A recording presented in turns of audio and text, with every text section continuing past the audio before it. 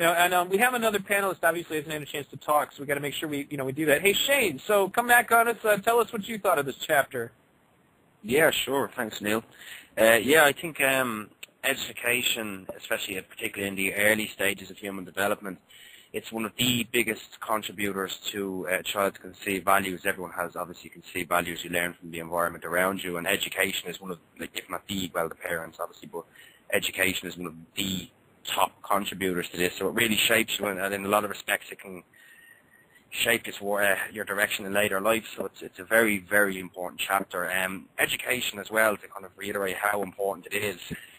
In colonial times, maybe not even so long ago, governments banned education for certain groups. They didn't want to think for themselves too much. They actually didn't allow them to be educated. So that kind of tells you the power of education. If you have an educated public, they're more difficult to, kind of enforce your will on them. So in that respect, it's extremely important as well.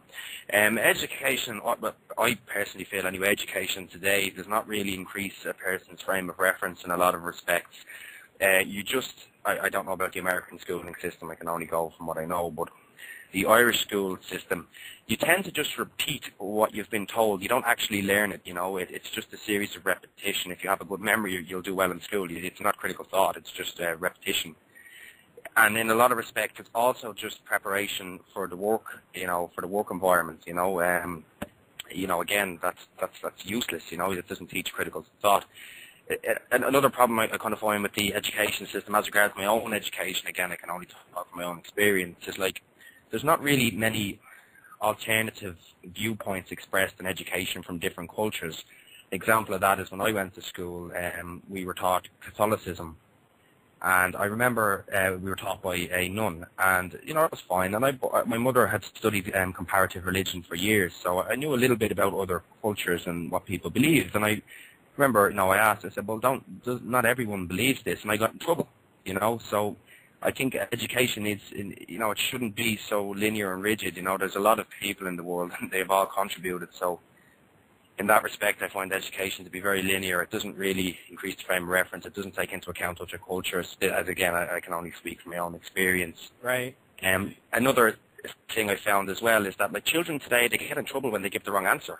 That's insane. It should be a good thing. That you can correct. You can tell them what you know. And you get in trouble. So which actually makes children not question things in some respects. You know what I mean? It makes them not want to actually, raise their hand and give an answer. It should be encouraged for people to express their ideas and try and correct it. So, I have a problem with it in that respect as well. Also, the other thing that tends to happen is the older the people get in school, the higher the dropout rates, and a lot of this is because it is preparing you for work. So, people just want to get out and work. The incentive in a lot of respects is not there. If you can get a job for good money with what you know already, you're not going to hang around in school. You're not going to keep expanding your frame of reference.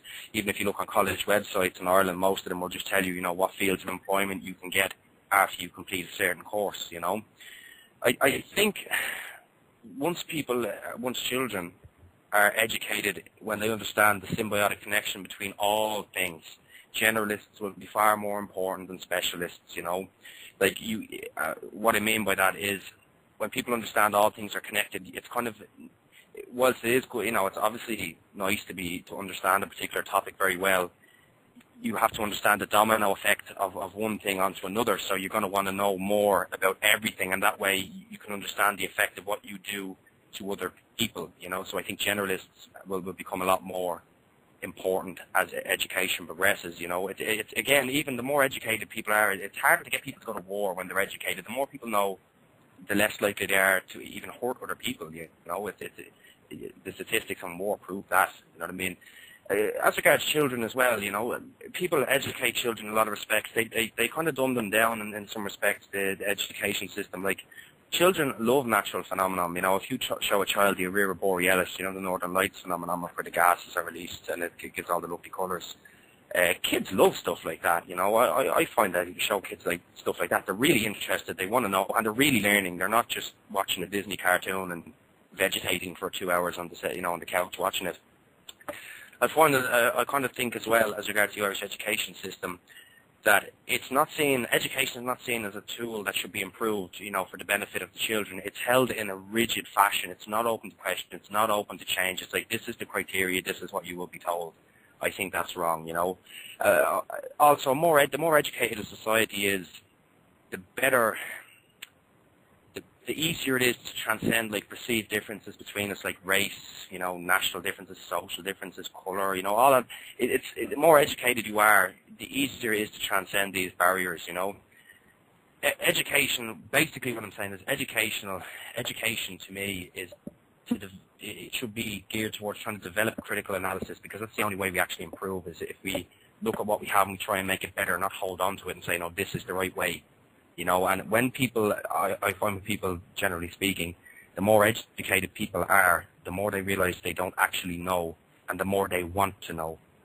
So a lot of people think that, well, this education system, it's like fascism or whatever, and it takes away creativity. That's ridiculous. The more books you read, the more books you want to read. And that, again, the women's rights march in America, as far as I recall, Shaq talking about it when they're about the libraries. The booksellers, the people who own the bookstores, they threw eggs at them and shouted at them, thinking they put them out of business. But they sold more books than before. So, it's when people kind of say the argument that it's regimented and, stuff like that, it really doesn't hold up. The more educated people are, the more they want to learn, the more creative they become. They don't hold rigid values. So I think personally, it's probably one of, certainly, if not the most important things to get right first time around for the Venus Project. I would also point out that I couldn't help myself but to point out the various things that kind of debunk the theory that the Venus Project would lead to the New World Order, or that in any way would benefit a global elite. Some small group of people running the shots. That would never happen. I mean, when you think about this, what did he just say? In the book, he states that, children of our future will ask and inquire and question everything.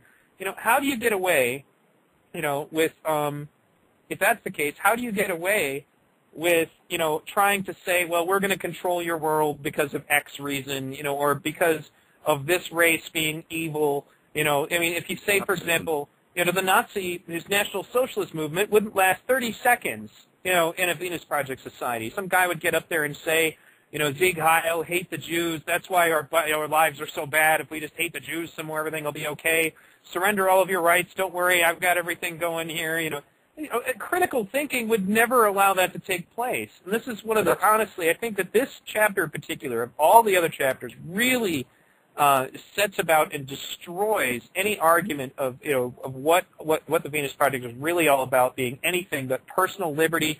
And not just liberty of what you're allowed to do, but of what you're allowed to think and the kind of person you're allowed to become.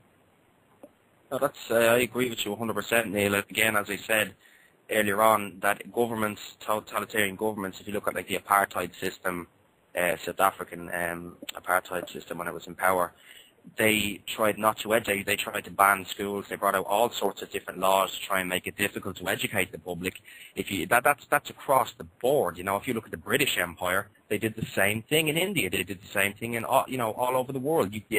A well-educated public is much harder to control. If you are trying to control, they're much harder to control. You can't do it.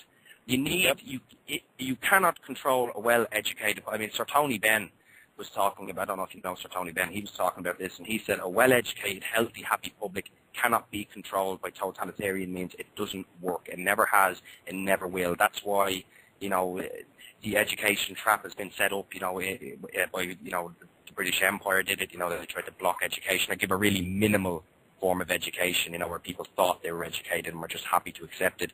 So it doesn't, history kind of disproves that. Anyone who reads back in history will see that has been tried. It does not work. It never has. It never will. An educated public cannot be duped. It doesn't work. Right.